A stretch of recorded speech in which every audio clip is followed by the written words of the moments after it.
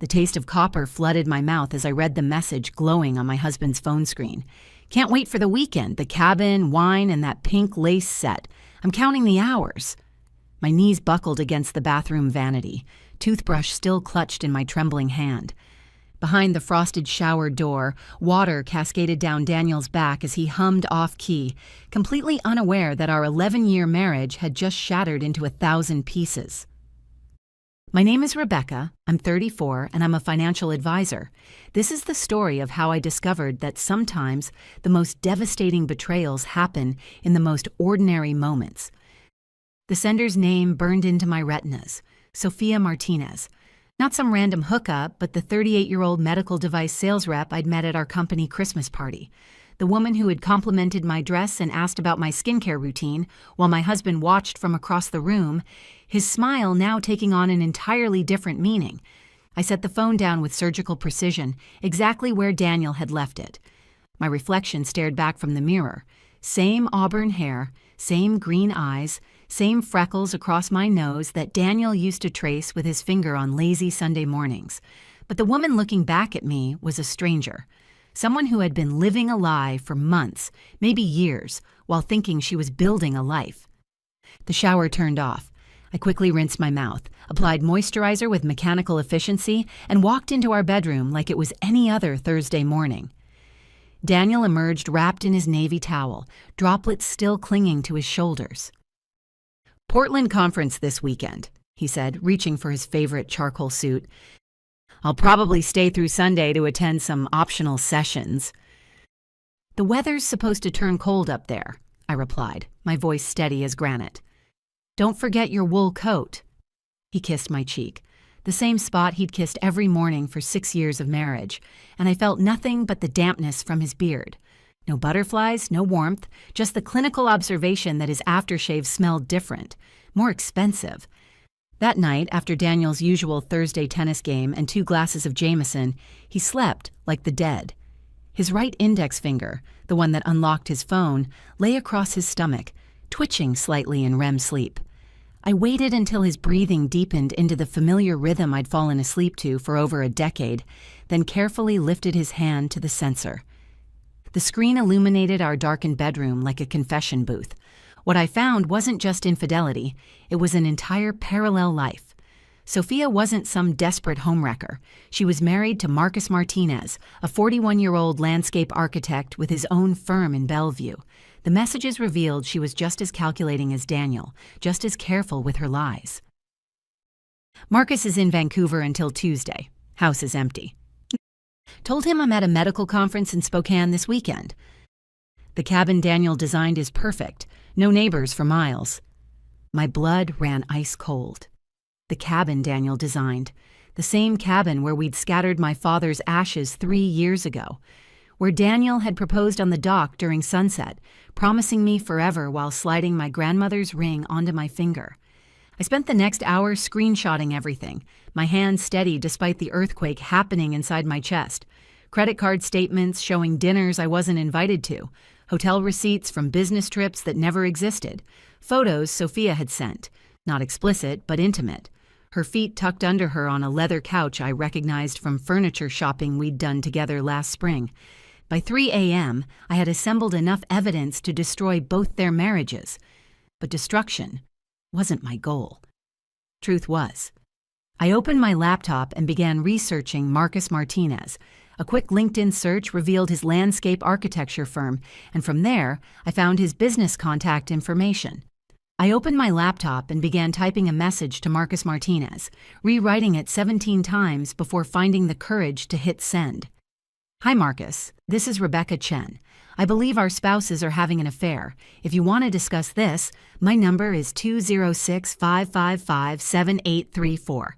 I have proof." My phone rang 4 hours later while I was reviewing quarterly reports at my home office, trying to pretend Thursday hadn't happened. "Is this some kind of sick joke?" Marcus's voice was gravelly, like he'd been chain-smoking or hadn't slept.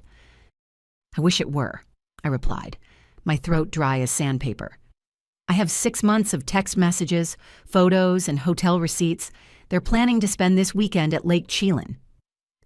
A pause stretched between us, filled only by the distant sound of construction equipment on his end.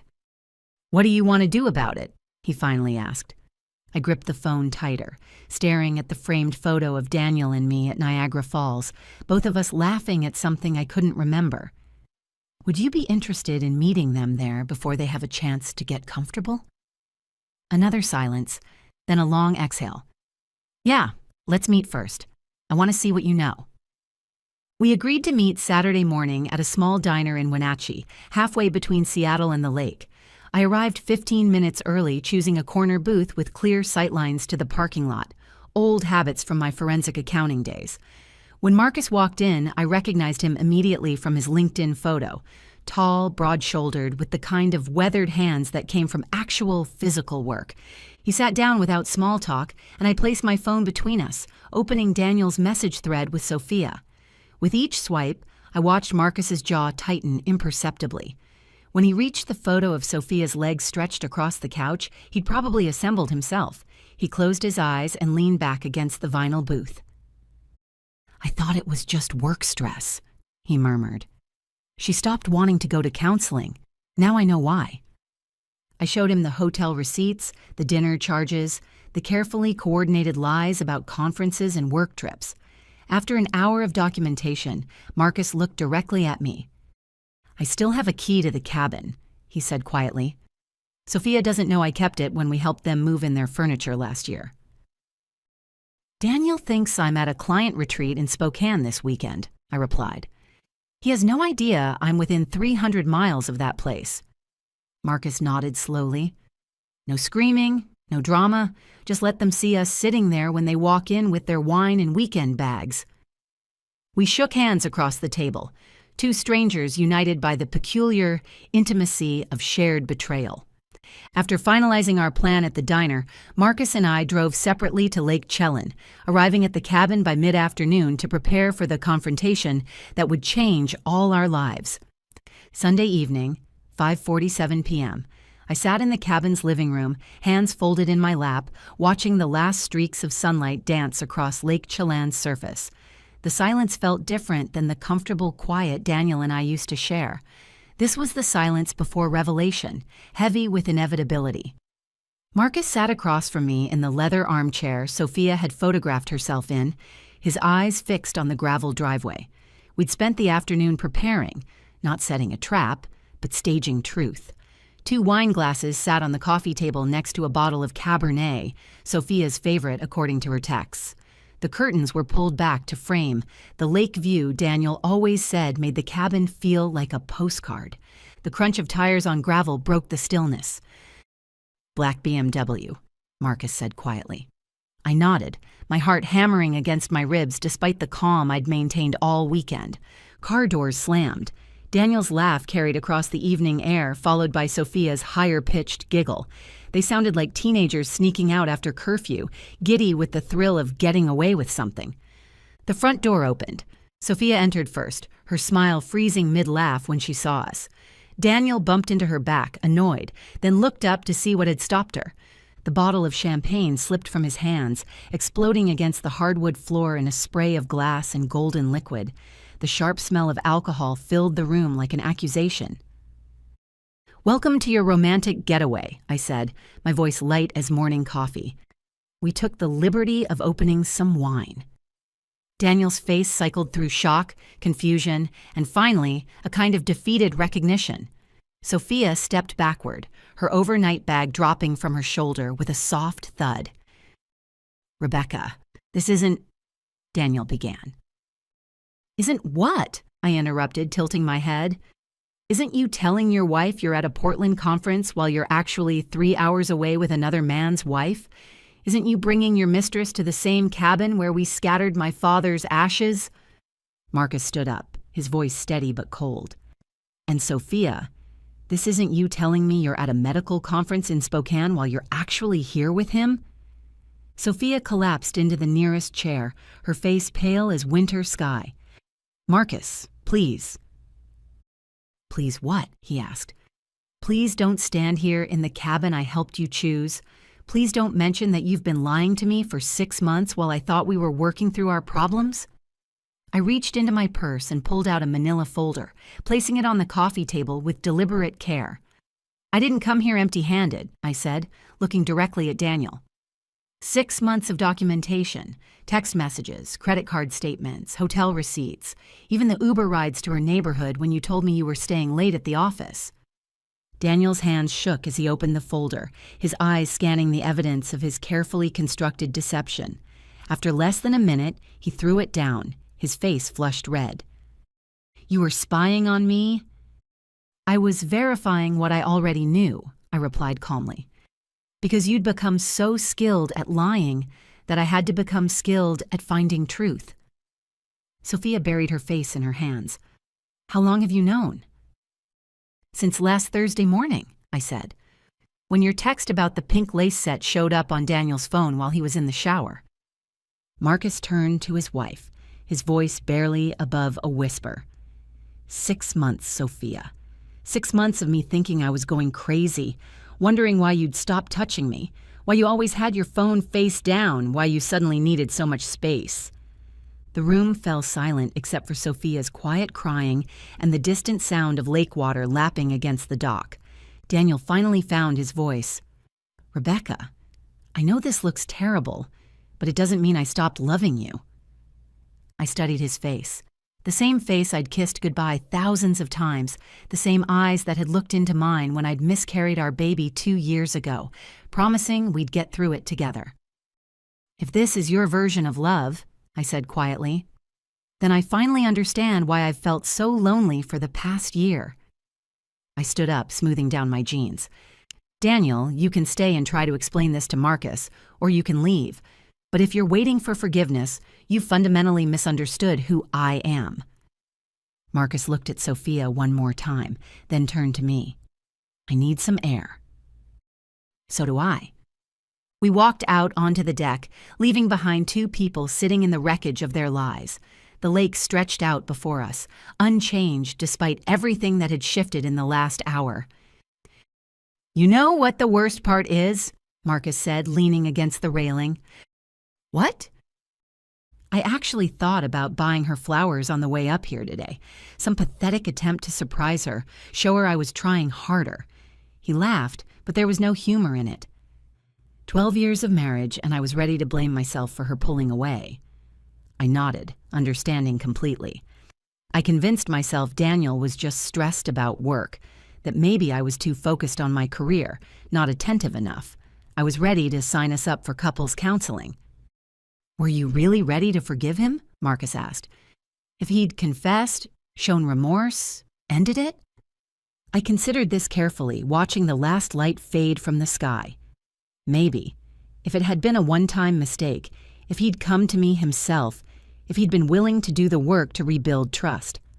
I paused. But this wasn't a mistake.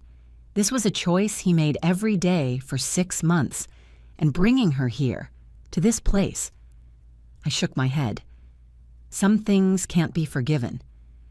When we returned inside, Daniel and Sophia were sitting on opposite sides of the room, not looking at each other.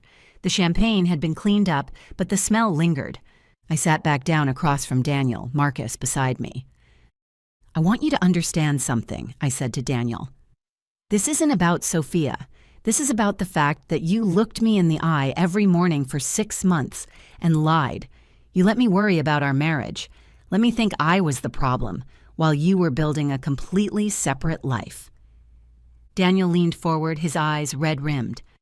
I never wanted to hurt you. But you did hurt me, I replied. Every single day, and the fact that you think your intentions matter more than your actions tells me everything I need to know about who you really are. Sophia spoke up from her corner, voice barely audible. I know I have no right to apologize, but I never meant for it to go this far. Marcus turned to her, his expression unreadable. What did you mean for it to go? Did you plan to just keep lying to both of us until we died? No one answered. I reached into my purse and pulled out another folder, placing it in front of Daniel. Divorce papers, I said simply. I've already transferred our joint assets into escrow accounts. Everything's been documented by my attorney. Daniel stared at the papers like they were written in a foreign language. Rebecca, please. We can work through this. No, I said, shaking my head. We can't, because trust isn't something you can fix with counseling or good intentions. It's something you either have or you don't, and we don't. I stood up, slinging my purse over my shoulder. You have 48 hours to review those papers with your attorney. After that, I'm filing with or without your signature. Marcus stood as well. Sophia, I'll be staying at my brother's for the next few days. We can talk when you're ready to have a conversation that doesn't involve lies. As we walked toward the door, Sophia called out, Marcus, wait, there's something else. We both turned back. She was crying again, her hands shaking. I'm pregnant. The words hit the room like a physical blow. Daniel's face went white. Marcus gripped the doorframe. How far along? Marcus asked, his voice hollow. 8 weeks, Sophia whispered. I found out last week. I was going to tell you this weekend, but then. She gestured helplessly at the room. Marcus closed his eyes. Is it mine? Sophia nodded quickly. Yes, Daniel and I always used protection. The timing, it's definitely yours. I felt something shift inside my chest. Not jealousy, but a deep sadness for the child who would be born into this mess. Daniel stared at Sophia like he'd never seen her before. So you were planning to tell your husband you were pregnant while you were spending the weekend with your lover, I said. It wasn't a question. Sophia's face crumpled. I was going to end things with Daniel. I swear I was. Marcus looked at his wife for a long moment, then turned to me. I need to go. I nodded. So do I. We left them sitting in the cabin, Daniel staring at divorce papers, Sophia holding her still flat stomach like it might disappear if she let go. In the parking lot, Marcus and I stood beside our cars in the gathering darkness. Are you going to be okay? I asked. He managed a weak smile. Eventually. You? Eventually. We didn't exchange numbers or make plans to stay in touch. Some bonds are forged in crisis and meant to remain there, perfect and complete in their brief intensity. 6 months later, I was sitting on the deck of my new house in Edmonds, watching ferries cross Puget Sound while my coffee grew cold in my hands. The divorce had been finalized in March. Daniel signed the papers without contest, probably on advice from his lawyer who saw the mountain of evidence I'd assembled. He moved to Portland immediately after, taking a job with a smaller architectural firm that didn't ask too many questions about references. I'd kept my maiden name professionally, but now I'd taken it back personally too. Rebecca Chen, not Rebecca Martinez, the woman who had learned to trust her instincts and walk away from beautiful lies. My phone buzzed with a text from Marcus. Emma Sophia Martinez was born yesterday. 6 pounds, 3 ounces, healthy. We're figuring it out day by day. I smiled, typing back. Congratulations. She's lucky to have a father like you. Daniel and Sophia had tried to make their affair into something real after our confrontation. But relationships built on lies rarely survive in the light of day. Within 6 weeks, Sophia realized she couldn't trust someone who had deceived his wife so thoroughly. And Daniel discovered that the thrill of forbidden love evaporated quickly when it became everyday reality. Sophia moved back in with Marcus before their daughter was born, and they began the difficult work of rebuilding their marriage with the help of a counselor who specialized in infidelity recovery. As for me, I'd discovered something unexpected in my new life. Peace. Not the absence of pain, but the presence of truth. I woke up every morning in a house that was completely mine, with no secrets hiding in shower steam or locked phones. I'd started taking pottery classes on Thursday nights, Daniel's old tennis night, and found I had steady hands for more than just financial statements. My story wasn't a revenge fantasy where the cheaters got their comeuppance and the betrayed spouse rode off into the sunset. It was simpler and more complex than that. It was the story of a woman who learned that sometimes the most radical act isn't fighting for someone who doesn't deserve you. It's walking away with your dignity intact. The truth had set us all free, even if none of us had wanted to be freed in quite that way. Before you go, here's a quick bonus for sticking around. If you love learning and growing like I do, you need to try audiobooks. I've got an exclusive deal with Audible. Your first month is completely free. That's access to over 500,000 titles. 0 cost to you. All the details are waiting in the description. Don't miss this one.